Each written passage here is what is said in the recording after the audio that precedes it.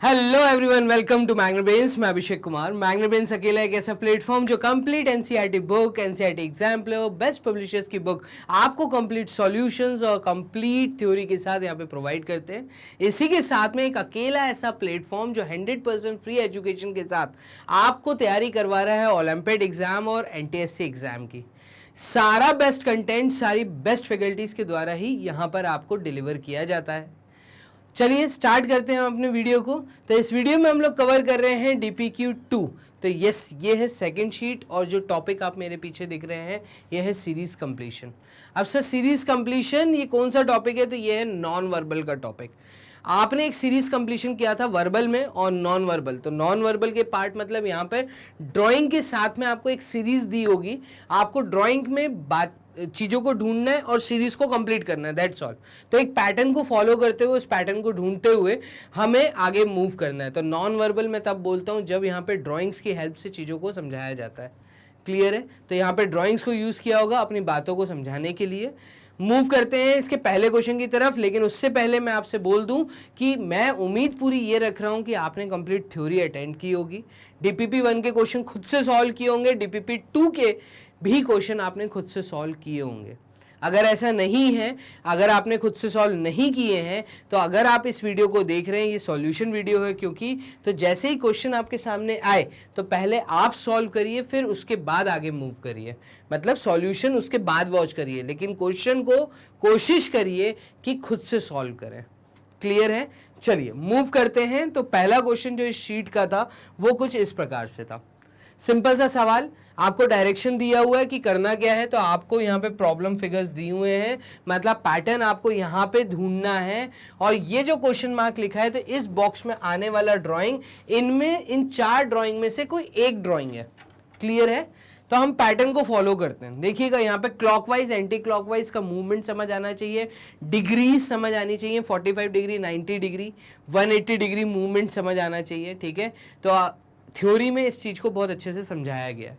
अब आप देखो यहाँ पे एरो हेड है और ये एरो हेड पॉइंट आउट कहाँ कर रहे हैं? अगर आप ध्यान से देखें तो ये एरो हेड पॉइंट कर रहे हैं इस एंड की तरफ। मतलब ये 45 डिग्री को पॉइंट आउट कर रहे हैं, 90 के लेफ्ट में है। ठीक है? और यही एरो हेड फिर नीचे मूव कर गए, मतलब यहाँ पे पॉइंट करने लग गए।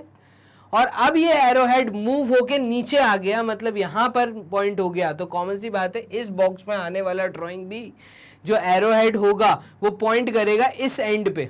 और इस एंड पे पॉइंट करने वाले 2 ही मुझे ड्राइंग्स दिख रही हैं। एक दिख रहा है A और एक दिख रहा है B। इसका मतलब C भी रॉन्ग है, D भी रॉन्ग है।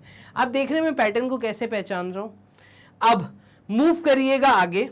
तो यहां पर आप देख रहे हैं कि जो अंदर वाला बॉक्स है, इस बॉक्स के वर्टेक्स को पकड़ा।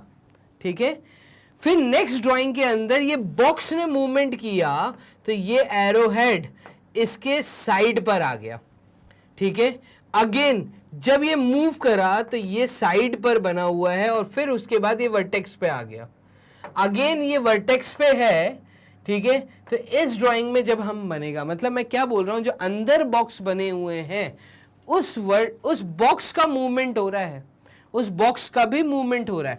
तो ये बॉक्स मूव करके ऐसे आया, फिर यही बॉक्स मूव करके ऐसे हो गया और एरोहेड इधर आ गया। मतलब एरोहेड पहले वर्टेक्स पे था, फिर साइड पे है, फिर साइड पे है, फिर वर्टेक्स पे है। अगर वर्टेक्स पे है तो यहाँ पे साइड पे बनेगा, मतलब साइड पे यहाँ पे बन रहा है एरोहेड। ठीक है? वर्टेक्स पे अब नहीं बनेगा। तो मैं ऐसा बोल रहा हूं कि मेरा आंसर B ऑप्शन है। रीजन मैं साथ में देता जा रहा हूं कि मैं रीजन B क्यों दे रहा हूं। ठीक है? अगर इसकी जगह आप अंदर वाले प्लस साइन को पकड़ते हैं तब भी आप हो सकता है पैटर्न पकड़ लें। देख लेते हैं, यहाँ पे मल्टीप्लिकेशन का साइन है, प्लस का साइन दिख रहा है, मल्टीप्लिकेशन का साइन है, प्लस का साइन है, मल्टीप्लिकेशन का साइन है, प्लस का साइन आएगा। तो देखिए आंसर बार बार मेरा B ही आ रहा है। तो कुल मिला के क्वेश्चन नंबर 1 का आंसर B होना चाहिए। बोर्ड क्लियर करके आंसर चेक कर लेते हैं। तो यस, देखिए हमारा ग्रीन टिक भी B ऑप्शन पे ही हमें दिख रहा है। तो इस प्रकार से क्वेश्चन नंबर 1 हमारा हो गया है यहाँ पे कंप्लीट। मूव करते हैं क्वेश्चन नंबर 2 की तरफ। क्वेश्चन नंबर 2 में non verbal part series completion में क्या दिया है उसको देखिएगा। यहाँ पे ये है ड्राइंग। इसमें आप देखें तो सब ड्राइंग्स के अंदर एक स्क्वायर है, मतलब बेसिकली एक काइट फॉर्मेशन यहाँ पे मुझे दिख रहा है, तो ये सब में सेम है, तो मतलब यहाँ पे भी सेम होगा, इसमें कोई अंतर नहीं दिख रहा। अंतर मुझे कहाँ दिख रहा है, अगर आप ध्यान से देखें तो अंतर आपको दिख रहा है यहाँ पर, इस तरह का ये जो टी बना हुआ है, ये टी पहले हॉरिजॉन्टल था, अभी वर्टिकल हो गया, फिर वर्टिकल है, फिर हॉरिजॉन्टल हो गया, फिर हॉरिजॉन्टल है। तो आप देख रहे हैं दो वर्टिकल पोजीशन, दो हॉरिजॉन्टल पोजीशन, मतलब नेक्स्ट जो पोजीशन आएगी वो वर्टिकल पोजीशन आएगी, और वर्टिकल पोजीशन मुझे ए बी और डी में दिख रही है, मतलब सी यहाँ पे कैंसिल आउट हो रहा है। मैंने क्या बोला कि पहले हॉरिजॉन्टल पोजीशन थी, ठीक है, उस हॉरिजॉन्टल के बाद दो वर्टिकल पोजीशन है, फिर हॉरिजॉन्टल पोजीशन है, तो इसके बाद आने वाली दो वर्टिकल पोजीशन होंगी, ठीक है। तो एक ही बॉक्स हमें ढूंढना है, तो वर्टिकल पोजीशन होगी। अब ये वर्टिकल पोजीशन में हमें ए बी डी में आंसर कोई एक होगा, सी हमारा यहाँ हो गया गलत। अभी देखिएगा कि टी फेस किस तरफ कर रहा है, पहले ये हॉरिजॉन्टल था, अभी ये ऊपर चला गया, ये ऊपर की पोजीशन में बना हुआ है, फिर ये एंटी क्लॉकवाइज मूवमेंट कर रहा है। देखिए पहले ये इधर था, एंटी क्लॉकवाइज मूव करके इधर आया और इधर ही बना रहा, फिर एंटी क्लॉकवाइज होके इधर आ गया, मतलब लेफ्ट हैंड साइड पे आ गया, और ये लेफ्ट हैंड साइड पे बना है, मतलब अब जो टी है वो मेरा वर्टिकल पोजीशन पे नीचे आना चाहिए। इसलिए यहाँ पे देखिए तीनों डायग्राम में टी जो है वो यहीं पर हमें दिख रहा है, ठीक है। तो यहाँ पर ए बी डी में से ही मेरा जवाब होगा। अब हमें जवाब देगा अंदर वाला ट्राइंगल, ठीक है। इसको देखिएगा, ट्राइंगल की पोजीशन, पहले ये पीक पॉइंट अगर मैं मार्क कर दूं तो पहले अगर ये नीचे की तरफ था तो ये पॉइंट अब ऊपर की तरफ आ गया, मतलब इसकी एक मिरर इमेज बन गई, ऊपर की तरफ आ गया, ठीक है। फिर ये घूम गया, तो घूम के ये पॉइंट यहाँ आ गया, और फिर इसकी मिरर इमेज बन गई तो ये पॉइंट यहाँ आ गया, ठीक है। ये इसका उल्टा, ठीक है।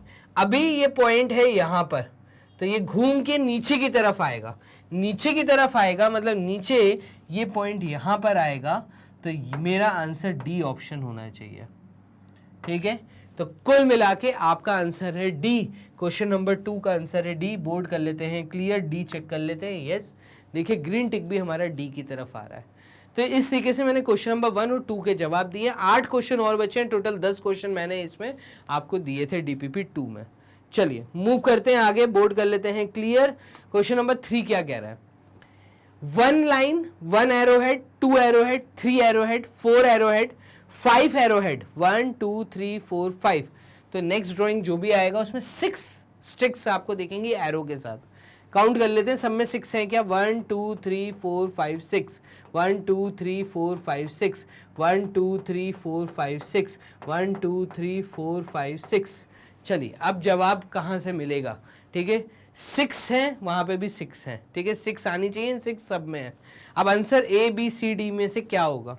अगर इस एरो पे मैं ध्यान दूं तो ये एरो ऊपर की तरफ है, एरो ऊपर की तरफ है, एरो ऊपर की तरफ है, एरो ऊपर की तरफ है, एरो ऊपर की तरफ है, मतलब लास्ट एरो ऊपर की तरफ होगा। तो लास्ट एरो ऊपर की तरफ होना चाहिए। ए मेरा जवाब नहीं है, बी मेरा जवाब नहीं है, लास्ट एरो नीचे की तरफ है, लास्ट एरो ऊपर की तरफ है, लास्ट एरो नीचे की तरफ है। बस मैंने लास्ट एरो पकड़ा, मैंने आंसर सी दे दिया। इतना आसान है, क्योंकि लास्ट एरो के बाद एरोज बढ़ाए जा रहे हैं, उन एरोज में क्या चल रहा है वो एक अलग कहानी है, लेकिन लास्ट एरो ने अपनी पोजीशन बनाई रखी है, सेम डायरेक्शन दिखा रहा है। तो यहाँ पे भी जो सा डायग्राम होगा उसके अंदर भी जो लास्ट एरो होगा वो ऊपर की तरफ ही पॉइंट आउट करेगा, और वो आंसर मुझे सी में दिख रहा था। क्लियर है। तो यहाँ पे क्वेश्चन नंबर 3 का आंसर है सी। बोर्ड कर लेते हैं क्लियर और चेक कर लेते हैं क्या हमारा आंसर सही है। तो सी है, देखो ये स्क्रीन टिक भी हमारा सी पे आया। इस प्रकार से प्रॉब्लम फिगर्स में से मैंने आंसर फिगर निकालता जा रहा हूं।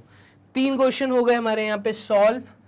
बोर्ड कर लेते हैं क्लियर। क्वेश्चन नंबर 4 देखिएगा, यहाँ पर single arrow, 2 arrow, 2 arrow, 3 arrow, 3 arrow.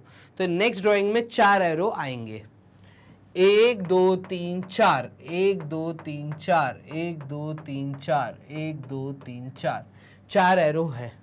Circles count कर लेते हैं तो 3 है, 3 है, 2 है, 2 है, 1 है, 1 आएगा। तो एक सर्कल वाला ड्राइंग से बी है, ठीक है।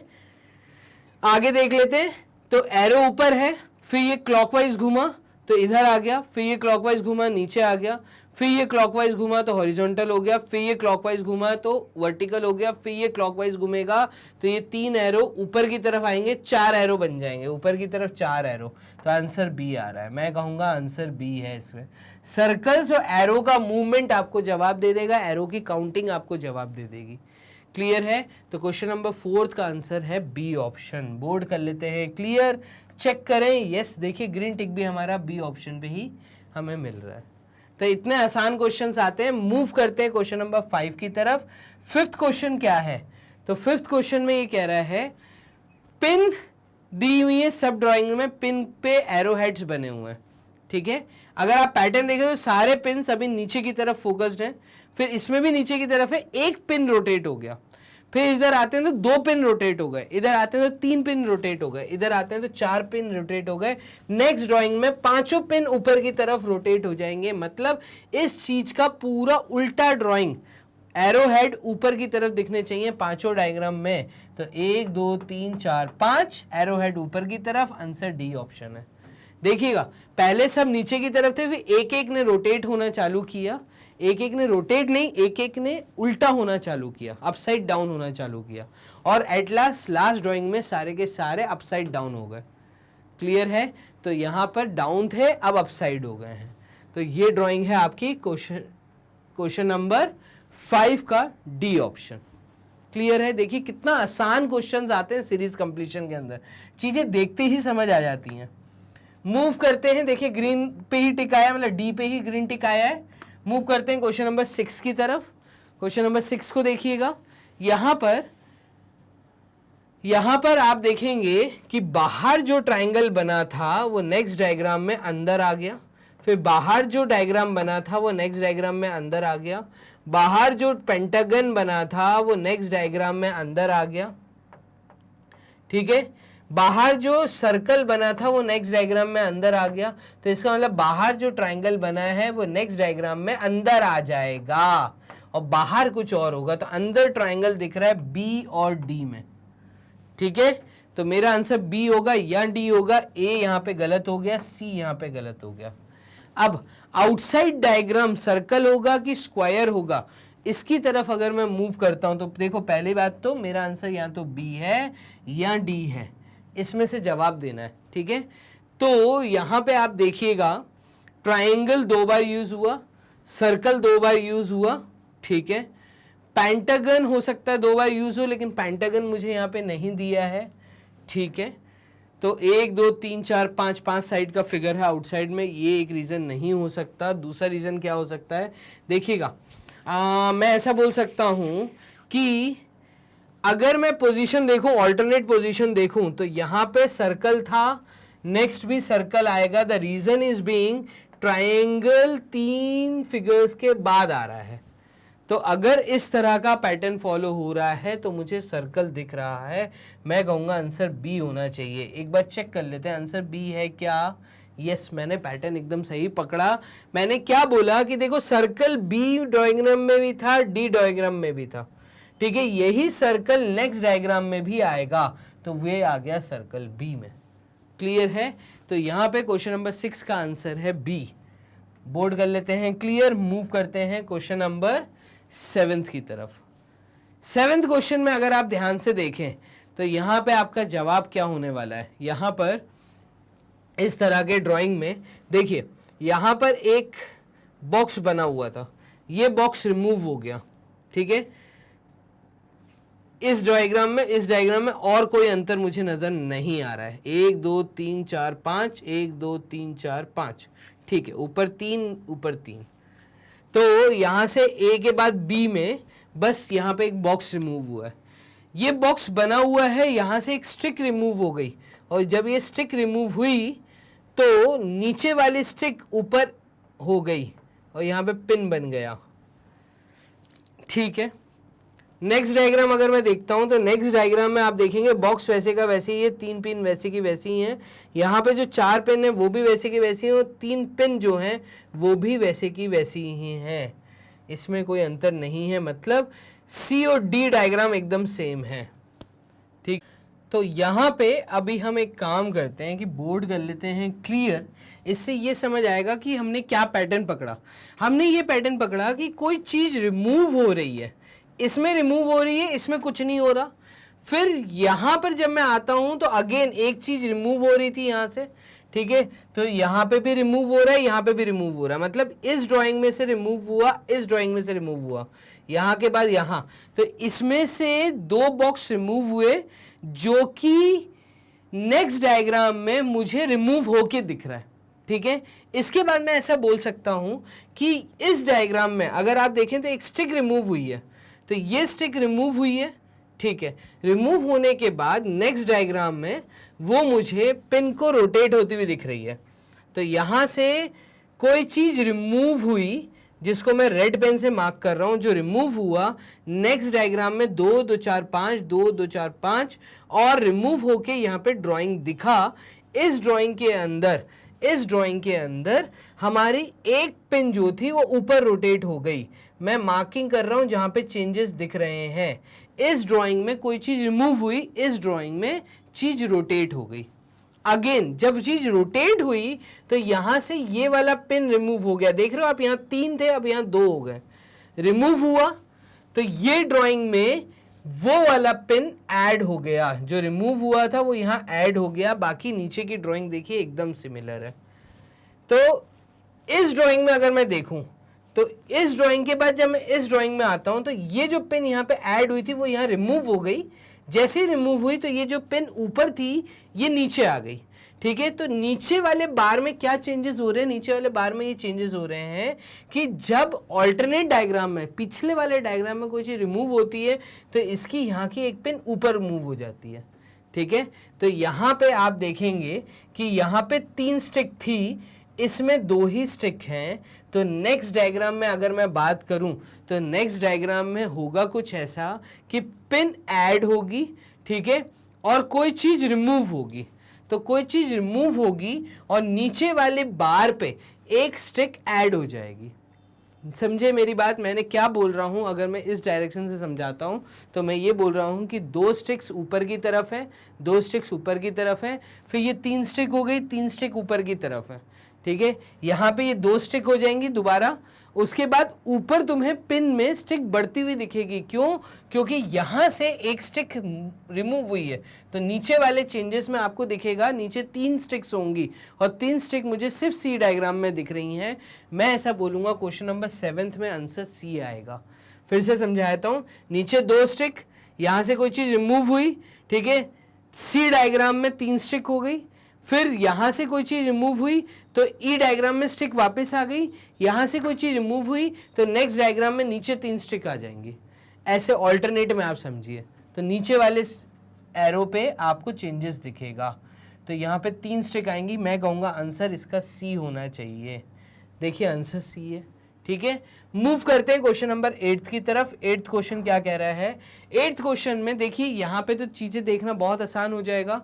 कोई ट्राइंगल अपनी पोजीशन बना के रखा हुआ है इस कोने में, तो इस बॉक्स में भी जो ट्राइंगल आएगा वो इसी कोने में कहीं दिखेगा, बट यहाँ पे नहीं दिख रहा, इस कारण मैं डी ऑप्शन को कट लगा रहा हूँ, ठीक है। अब इसी ट्राइंगल की पोजीशन पे अगर मैं बात करूँ तो 3 जगह पे ट्राइंगल सेम पोजीशन पे है, इन 2 में सेम पोजीशन है, तो तीसरे में भी ऐसी ही पोजीशन दिखेगी ऊपर की तरफ। तो आप ऊपर की तरफ देखेंगे तो सिर्फ सी में दिख रही है, बी और ए यहाँ गलत हो रहा है।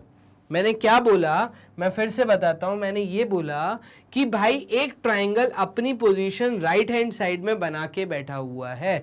राइट हैंड साइड 1 2 3 4 5, तो कोई जो भी नेक्स्ट बॉक्स बनेगा उसमें भी ट्राइंगल राइट पोजीशन पे ही दिखना चाहिए। ये डी यहाँ गलत हो रहा था, ठीक है। दूसरी चीज मैंने जो पकड़ी इस ट्राइंगल के अंदर, ठीक है, वो ये कि ट्राइंगल में horizontal line, horizontal line, horizontal line, यहाँ पे पीक आ गया, यहाँ पे पीक आया तो इसमें भी पीक आया। तो एक और ड्राइंग यहाँ पे ऐसी बनेगी जिसमें ट्राइंगल ऐसा बनेगा, उसका पीक ऊपर की तरफ होगा, और वो सिर्फ मुझे दिख रहा है सी डायग्राम में। मैं कहूँगा क्वेश्चन नंबर 8 का आंसर सी होना चाहिए। बाकी ट्राइंगल्स की तरफ मैं नज़र नहीं मारूंगा क्योंकि यहीं से मेरा आंसर आ रहा है। क्लियर है? तो यहाँ पर क्वेश्चन नंबर 8 भी हमने सॉल्व कर लिया। मूव करते हैं क्वेश्चन नंबर 9 क्या कह रहा है। अब इसको देखिएगा क्वेश्चन नंबर 9 में, अगर मैं इस ड्राइंग को देखूं तो सिर्फ एक पार्ट यहाँ पे शेडेड है, ठीक है। टोटल नंबर ऑफ पार्ट्स कितने किए हैं, तो 1 2 3 4 5 6 7 8, टोटल नंबर ऑफ 8 पार्ट सब में है, ठीक है। यहाँ पे सिर्फ 1 पार्ट को शेड किया है, यहाँ पे 2 पार्ट्स को शेड किया है, यहाँ पे 3 पार्ट्स को शेड किया है, यहाँ पे 4 पार्ट्स को शेड किया है, और यहाँ पर 5 पार्ट्स को शेड किया है। तो इस ड्राइंग में 6 पार्ट शेड होने चाहिए, 6। आप बाकी ड्राइंग में देख लीजिए 6 कहाँ पर है। तो यहाँ पे 1 2 3 4 ये गलत है, ठीक है। 1 2 3 4 5 6 ए हो सकता है, 1 2 3 4 5 6 तो ये भी ठीक है, 1 2 3 4 5 6 डी भी ठीक है, मतलब सी यहाँ पे गलत है, ठीक है। टोटल 6 पार्ट शेड होने चाहिए। अब मुझे पैटर्न पकड़ना है, ठीक है। तो मेरा आंसर ए बी डी में से है, सी नहीं है मेरा आंसर। ये चीज क्लियर हो गई, ठीक है। अभी देखना, जब एक पार्ट में शेड करता हूं तो नेक्स्ट डायग्राम में मैं उस पार्ट को छोड़ देता हूं।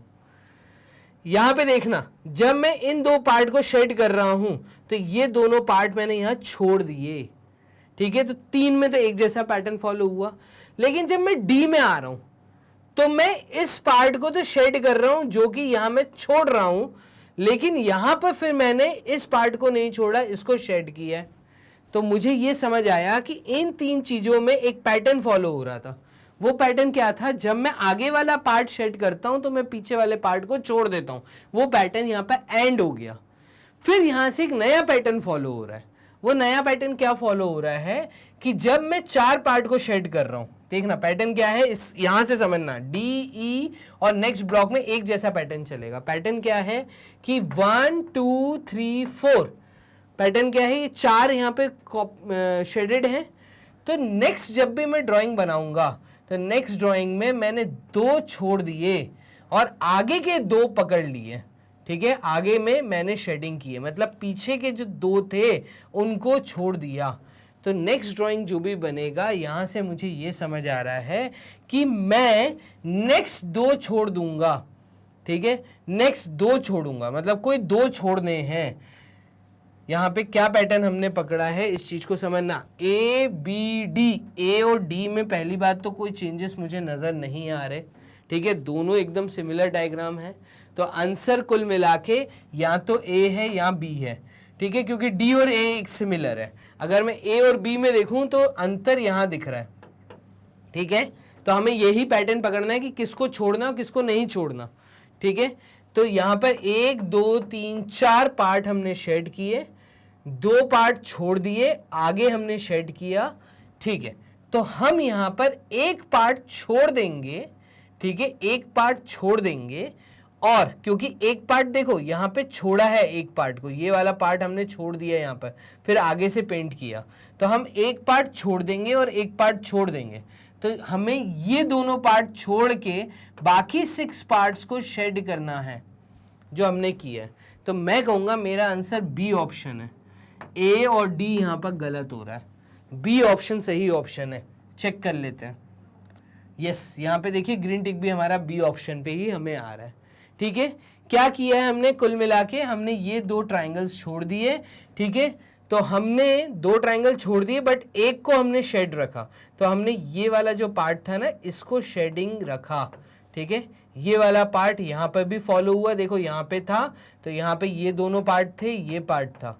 नेक्स्ट ड्राइंग में हमें इस पार्ट को छोड़ना है, तो ये वाला पार्ट हमने छोड़ दिया, ये छोड़ दिया, ठीक है, ये छोड़ दिया, और फिर ये तो छोड़ना ही था तो ये छोड़ दिया, क्योंकि आगे के 2 पार्ट हमें शेड करने हैं ना। तो ये हमें शेड करना है, ये हमें शेड करना है। 6 पार्ट तभी होंगे, तो 6 पार्ट तभी हो रहे हैं जब बी वाला ऑप्शन मैं देख रहा हूं। तो कुल मिला के क्वेश्चन नंबर 9 भी हमारा सॉल्व हो गया। लास्ट क्वेश्चन जो इस डीपीपी का था वो ये था, इजी क्वेश्चन है, इसको भी देख लीजिएगा।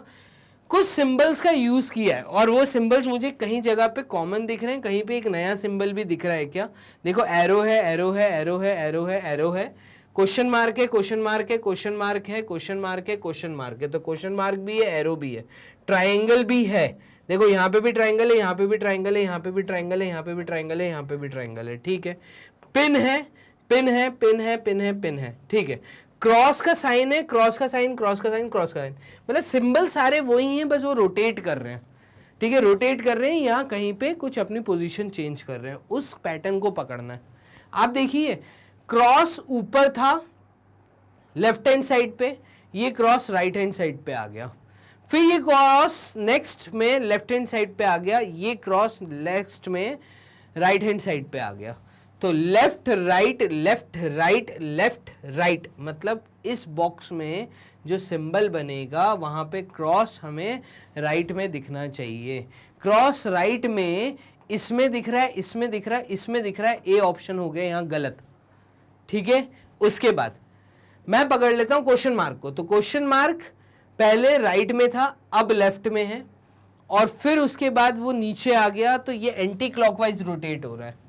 देखिएगा पहले कोई चीज राइट में थी, वो लेफ्ट में आई, एंटी क्लॉकवाइज मूव हुई, फिर वो सेंटर में आई, सेंटर के बाद वो नीचे आ गई, नीचे के बाद अगेन वो इस कोने में चला गया, ठीक है। इसके बाद ये सेंटर पोजीशन लेगा, तो क्वेश्चन मार्क सेंटर पोजीशन पे आना चाहिए। क्वेश्चन मार्क सेंटर पोजीशन पे इसमें दिख रहा है, यहां नहीं दिख रहा, तो सी गलत हो गया, और यहां दिख रहा है। क्लियर है। अब मैं पकड़ लेता हूं पिन को, पिन यहां थी, एंटी क्लॉकवाइज ऊपर गई, फिर और ऊपर गई, फिर इस कोने में आ गया, ठीक है। देखना पहले यहां नीचे था, फिर यहां सेंटर आया, एंटी क्लॉकवाइज रोटेट हो रहा है, फिर इस डायग्राम में ऊपर आया, फिर यहां पे इस कोने में आ गया लेफ्ट हैंड साइड पे, फिर इस डायग्राम में सेंटर में आया, तो इस डायग्राम में सेंटर में आने के बाद नेक्स्ट डायग्राम में ये यहां नीचे आनी चाहिए पिन, तो नीचे किस डायग्राम में आ रही है, देखिए यहां आई है और ये यहां आई है, तो मैं कहूंगा डी ऑप्शन सही है, बी भी गलत हो गया, ठीक है। तो पिन को मैंने पकड़ा था, पिन की पोजीशन बेसिकली यहां आनी चाहिए थी, वो यहां आई है, ठीक है। तो मेरा आंसर डी ऑप्शन होगा। चेक कर लेते हैं, देखिएगा यस, हमारा ग्रीन टिक भी डी ऑप्शन पे ही हमें मिल रहा है। तो इस प्रकार से ये 10 क्वेश्चन जो हमारे डीपीपी 2 में थे, ये हमने कर लिए सॉल्व। अब आपको वेबसाइट कैसे वॉच करनी है विदाउट एनी एडवर्टाइजमेंट, अगर सारी वीडियोस देखनी है, थ्योरी पार्ट पढ़ना है, डीपीपी 1 के क्वेश्चन, डीपीपी 2 के क्वेश्चन देख रहे हैं, तो आप गूगल राजा के पास आइए, टाइप करिए मैग्नेट ब्रेन्स, टाइप करते ही आपके सामने जो इंटरफेस ओपन होगा वो कुछ इस तरीके से आपको नजर आएगा, एक्सप्लोर टॉप कोर्सेज। इसके जस्ट नीचे आपको ऑप्शन मिलेगा एनटीएससी, एनटीएससी क्लिक करते ही एनटीएससी स्टेज 1 पढ़ाने वाली सारी फैकल्टीज आपके सामने। वॉच नाउ पे क्लिक करिए अगर आपको मेरे द्वारा मैट पढ़ना है, ठीक है, stage 1 MAT mental ability test, या अगर आपको जिन भी टीचर से, जैसे साइंस हो गया, सोशल की बात करूं, मैथ्स की बात करूं, तो रिया मैम यहाँ पे सोशल देख रही हैं, राहुल सर यहाँ पे मैथ्स देख रहे हैं, और आपकी विभूति मैम है जो यहाँ पर आपको साइंस करवा रही है स्टेज 1। तो आपको जिनके द्वारा भी पढ़ना है उनकी वीडियोस पे वॉच नाउ क्लिक करिए। वॉच नाउ क्लिक करते ही आपके सामने इस तरीके से उन टीचर का पूरा एक इंटरफेस ओपन होगा, जो टीचर ने प्रॉपर तरीके से हर टॉपिक आपको पढ़ाए हैं, ठीक है। सिलेबस ओवरव्यू के हेड के नीचे आप देखेंगे टॉपिक्स हैं, जो सा टॉपिक वॉच करना है उस टॉपिक पे क्लिक करिए। क्लिक करते ही उन टॉपिक से सामने ये भी लिखा है कि वर्बल का टॉपिक है, नॉन वर्बल का टॉपिक है, ठीक है। तो आपको इस चीज का ध्यान रखना है, आपको जो सा टॉपिक वॉच करना है उस टॉपिक पे क्लिक करो, और वहां पे फिर वो वीडियो रन होना स्टार्ट। तो घर बैठे बैठे तैयारी करना इतना आसान, वो भी 100% फ्री कोर्स, किसी तरह का कोई चार्जेस आपको कहीं पे नहीं करना, ठीक है। किसी तरह का कोई सब्सक्रिप्शन चार्ज यहाँ पे आपसे नहीं लिया जाएगा। अरेंज मैनर में आपको सारी वीडियोस मिल रही हैं, कुछ आपको ज़्यादा मेहनत नहीं करनी है ढूंढने में। तो इस तरीके से वीडियोस वॉच करना है बहुत आसान। घर बैठे बैठे आप तैयारी करते हैं नेशनल टैलेंट सर्च एग्जामिनेशन की, तो ये पूरी चीज़ को आप शेयर करिए उन बच्चों के साथ जो अभी 7th 8th 9th में हैं, और अगर आप 10th में हैं तो तैयारी आप आराम से कर सकते हैं। अपने दोस्तों के साथ लिंक शेयर करना ना भूलें। इसी के साथ में वीडियो को लाइक जरूर दीजिएगा, क्योंकि आपके एक लाइक से टीचर होते हैं मोटिवेट। इसी के साथ में चैनल को सब्सक्राइब करना ना भूलिए, मतलब बेल आइकन दबा दीजिए, क्योंकि जैसे जैसे डेली अपडेट्स आते हैं वो अपडेट्स आप तक पहले पहुंचे। कोई भी नया नोटिफिकेशन या कुछ भी ऐसी चीज, कोई भी अनाउंसमेंट जो गवर्नमेंट की तरफ से है या हमें करनी है, वो पहले आप तक पहुंचे, उसके लिए आपको कम्युनिटी पोस्ट चेक करते रहना और साथ में चैनल का बेल आइकन भी दबाना बहुत जरूरी है। क्लियर? चलिए मिलते हैं नए DPP में, तब तक के लिए अपना ध्यान रखिए। Bye and take care.